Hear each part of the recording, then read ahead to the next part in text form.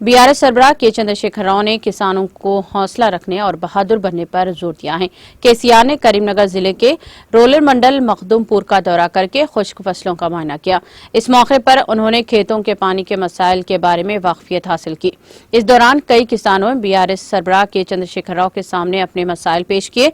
उन्होंने कहा, अब पाशी के पानी का शदीद मसला हो रहा है, जबकि पिछले साल पानी वाफिर मिकदार में था और धान की कटाई में भी कोई मुश्किल नहीं हुई है।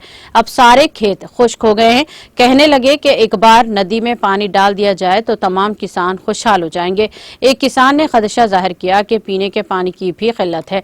एक और किसान ने बताया कि पिछले साल मंडू टेंडा में चेक डैम और ओवरफ्लो हो गए थे। केसीआर ने जवाब देते हुए कहा कि बीआरएस किसानों की हर तरह से हिमायत करेगी।